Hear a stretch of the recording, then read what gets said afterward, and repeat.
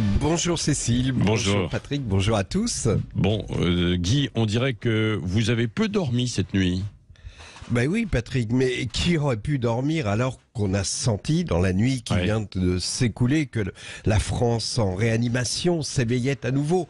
Tout le monde a compris que nous vivions un moment d'histoire, que ce qui s'est passé hier soir est de la même importance que la prise de la Bastille, la Commune, le Front populaire.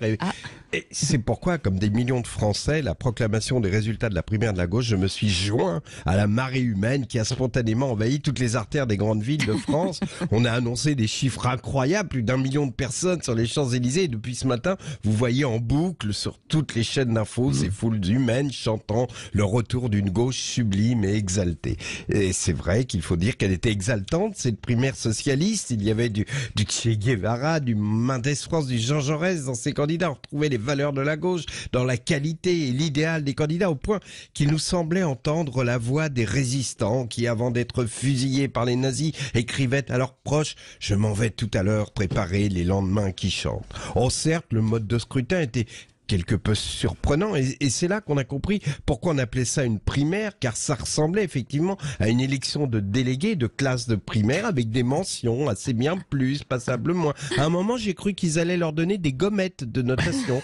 Alors bon, vous connaissez les résultats évidemment, mais avant d'en venir à la grande gagnante, Christine Taubira et sa richesse littéraire, c'est vrai, Taubira c'est le souffle littéraire de Camus avec l'orthographe d'Affida Turner, mais enfin un mot quand même sur Jean-Luc Mélenchon qui lui a recueilli la mention assez bien moins.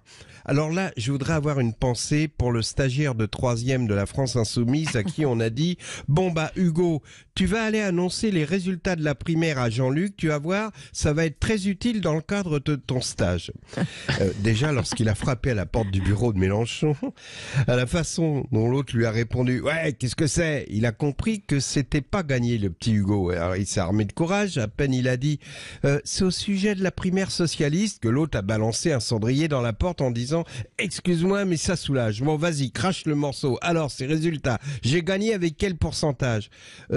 Non, monsieur Mélenchon, c'est pas si simple. D'abord, il n'y a pas de pourcentage. C'est pas vraiment un vote, c'est plutôt des appréciations. Ah bon? C'est quoi mes appréciations? Eh bien, vous êtes 3e avec la mention assez bien moins.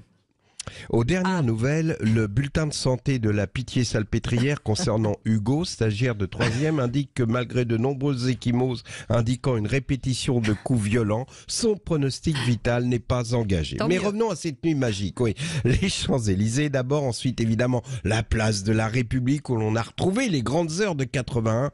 Et là, un moment particulièrement émouvant lorsque Lionel Jospin a fait son apparition. Et sa présence était comme un symbole et c'était beau de voir cette statue du commandeur avec sa rigueur luthérienne au milieu des chants de joie. Et puis la foule s'est mise à scander « Lionel, une chanson !» Il a refusé évidemment et puis il a fini par accepter. Il est monté sur une table, il a commencé à chanter évidemment la lutte finale, il a enchaîné avec le répertoire habituel de la gauche, Bella Ciao, etc.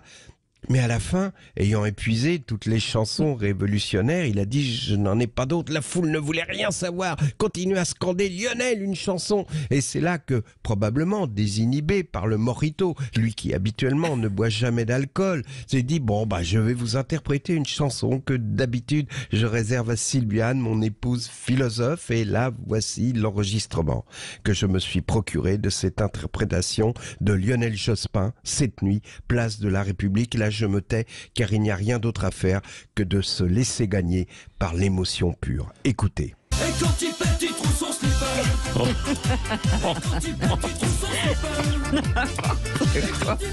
Vous aurez compris que derrière la grosse blague, il y a toute une métaphore sur l'état de la gauche en France. Il y a des matins comme ça où on n'est pas très heureux d'être de gauche. Enfin, bonne journée à tous. À demain. Bon, merci Guy Carlier.